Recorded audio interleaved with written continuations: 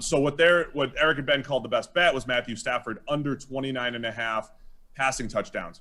That does feel like a big number.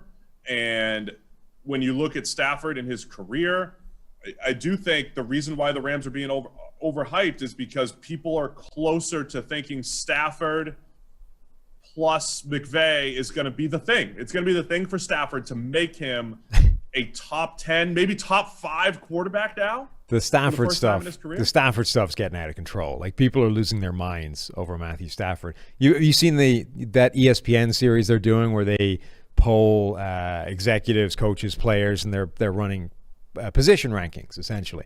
They just released quarterbacks today. The highest that Matthew Stafford was voted by NFL executives, players, or coaches was 4. Somebody out there thinks that Matthew Stafford is the 4th best quarterback in the NFL, despite a decade of play where he has never been even remotely in that ballpark. The projection involved in getting Matthew Stafford to number 4 in the NFL is mind-bending. What was the consensus there? What did they have for the QB ranking? So he ended up at 6. He ended up at 6, and his highest vote was 4. Okay, so I'll explain why I don't think that's crazy. Okay. Now, or do you want to keep going? I'll do it now. Ranting? Do it now, and then I'll tell you why you're wrong.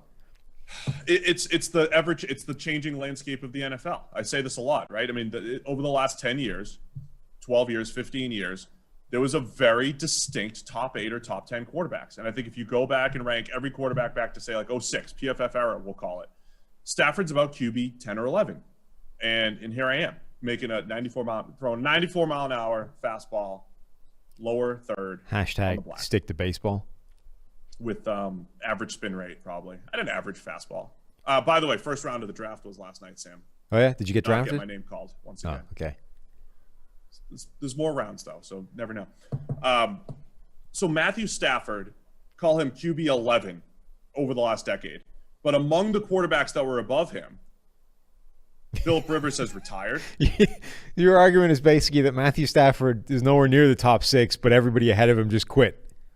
Well, yes, because if you're ranking quarterback, this is why I hate rankings, Sam, and why I like tiers, right? If you have tiers of quarterbacks, you can hypothetically say a tier 1 quarterback is a thing that exists, and in any given year, there could be 4 guys there, right? There could be an era where it's Brady, Breeze, Rodgers, and Manning, and they're 4 tier 1 quarterbacks, clearly the best guys in the league. You could have an era like right now where I think it's only Patrick Mahomes in his own tier 1, and then there's a whole bunch of tier 2 quarterbacks because of Aaron Rodgers' age, because of Tom Brady's age.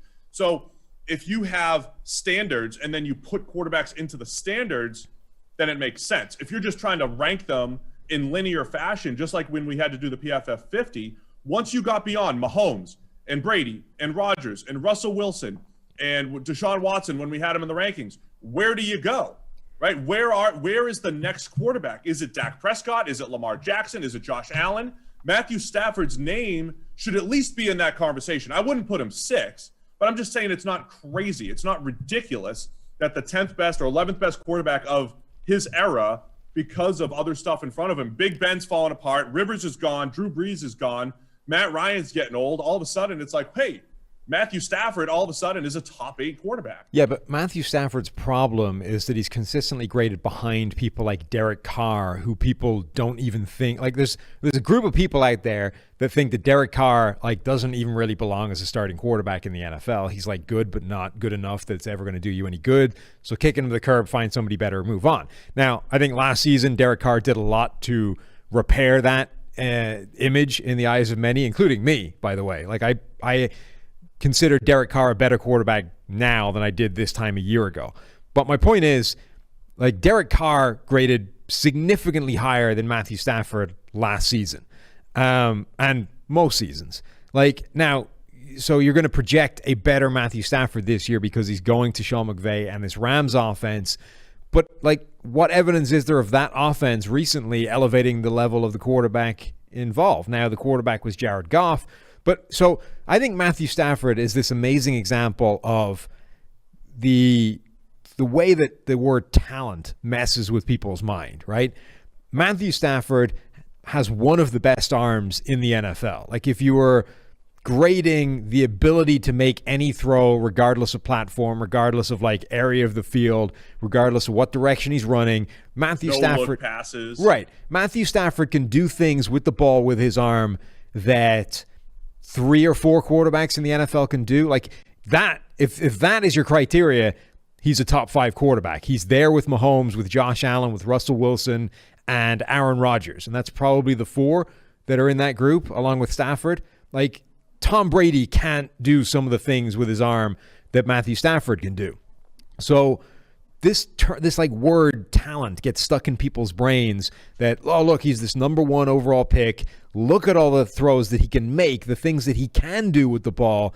Therefore, he's one of the most talented quarterbacks in the NFL. Therefore, all we need is a Sean McVay to unlock that talent and he becomes a great quarterback. The problem is that in order to think like that, you have to dismiss like the mental side of the game from talent, which it isn't, right? So there are people out there that will argue that Tom Brady is not a talented quarterback because Tom Brady doesn't have one of the 5 best arms in the NFL. He can't make Mahomesian sidearm throws back across the field to the wrong side and connect with Tyreek Hill, ridiculous throws that you're not supposed to be making. So therefore, he's not as talented as these other quarterbacks. But like the mental attributes involved in playing quarterback, that is talent. Like that's a part of it, right? So Brady's ability to diagnose defenses, to put you in the right scheme, to get you in the right play call, to not be confused by what's being thrown at him post-snap, that is a mental trait and attribute that goes into talent as in terms of quarterback. If it isn't, then what the hell are we doing out here? Like there's no point to any of this. Because then Jamarcus Russell is one of the most talented quarterbacks of all time. And every coach would be saying, give me Jamarcus Russell. Right. Give me the talented guy. And clearly he isn't, right? Because he had no work ethic, and B, the mental traits weren't there. So if you start to fold in the mental side of things, then Matthew Stafford immediately starts to drop off because Stafford always makes a high volume of mistakes, like catastrophic mistakes, turnover-worthy mistakes. Now, last season, he didn't. Last season, he had the lowest turnover-worthy play rate of his career, but it was the lowest by a massive margin, like a huge distance. 2.2%, one of the best figures in the NFL last year, but the year before that, 3.6. And in fact, every other season going back to 2014, he was above 3%. So what you're relying on is saying that Sean McVay and the Rams offense is going to transform Matthew Stafford into the same quarterback who can make the big plays and do spectacular things, but will immediately stop making errors, right?